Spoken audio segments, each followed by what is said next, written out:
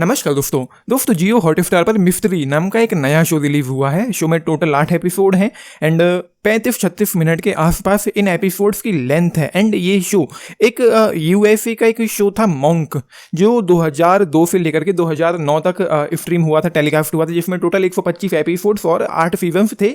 ये उसी का ऑफिशियल इंडियन एडेप्टेशन है। एंड मैं आपको पहले ही बता दूं, शो मुझे इंटरेस्टिंग लगा है, लेकिन उतना भी ग्रेट नहीं लगा है कि मैं इस शो को पूरा देख लूँ। 4 एपिसोड मैंने देख लिए हैं एंड उसके बाद मैंने इसको छोड़ दिया, क्योंकि इस शो को 13+ की कैटेगरी में रखा गया है एंड जो किरदार है वो मुझे उतने भी अच्छे नहीं लगे हैं। एंड इस शो को मुझे लगता है कि बच्चों को जरूर ही देखना चाहिए, क्योंकि उन्हीं को ध्यान में रख करके ये बनाया गया है। कम से कम मेरे जैसी ऑडियंस जो प्रो है, आई थिंक उनके लिए ये शो नहीं है, क्योंकि जो किरदार है, जो लीड कैरेक्टर इस शो का है अरमान मिस्त्री, वो तो अजीब है ही है, क्योंकि उसके साथ एक मेडिकल कंडीशन है जिस पर मैं अभी आता हूँ। लेकिन उसके अलावा भी और किरदार इस शो में कुछ देखने को मिलते हैं जो मुझे उतने पसंद नहीं आए हैं। एक इंस्पेक्टर रैंक का ऑफिसर है जो थोड़ा स्टूपिड मुझे लगा है। एंड उसके बाद जो चीज़ें इस शो में हो रही हैं, जिस तरीके से इसको प्रेजेंट एग्जीक्यूट किया गया है, हमारे सामने रखा गया है, वो उतना ज़्यादा इंगेजिंग नहीं लगा है मुझे।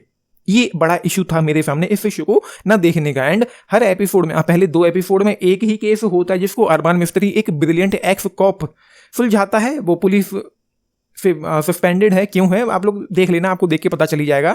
तो उन केसेस को वो सुलझाता है। उसके बाद 3rd और 4th ऐसे बाकी के एपिसोड्स में, हर एक एपिसोड में अलग अलग केसेस होते हैं जिनको वो सुलझाता है। वो ब्रिलियंट है इस तरह के केसेस को सॉल्व करने के लिए। लेकिन उसके साथ एक कंडीशन है, एक प्रॉब्लम है, एक्सट्रीम ओसीडी की, मतलब ऑब्सेसिव कंपल्सिव डिसऑर्डर। इसके सिम्टम्स या उदाहरण कुछ यूँ होते हैं, मैंने लिख के रखे हुए हैं, पढ़ के बता दूं आप लोगों को।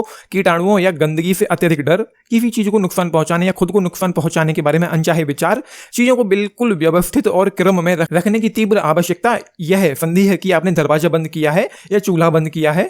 इस तरह के इशूज होते हैं एंड वो देखने को मिलते हैं। तो वो चीज़ें इस शो में मुझे देखने को मिली है इन 4 एपिसोड्स में। जैसा कि मैंने कहा है, जो किरदार हैं, जो दुनिया है, जो राइटिंग है, जो पेसिंग है, वो उतनी ज़्यादा अच्छी मुझे लगी नहीं है। ओवरऑल जो राइटिंग और पेसिंग, स्क्रीन प्ले इस शो का है, वो अप टू मार्क मुझे नहीं लगा है। मुझे थोड़ा सा कमज़ोर, डल और ठंडा सा फील हुआ है। अब मे बी शायद इस शो को वो बच्चों को ही ध्यान में रख करके बना रहे थे, 13+ कैटेगरी को ही ध्यान में रखकर बना रहे थे शायद, इसलिए उन्होंने इस शो को ऐसा बनाया है, या जो भी रीजंस हो, ये मुझे अप टू मार्क नहीं लगा है। छोटे छोटे बच्चे अगर हैं तो वो देख सकते हैं, मेरे लिए ये शो नहीं था।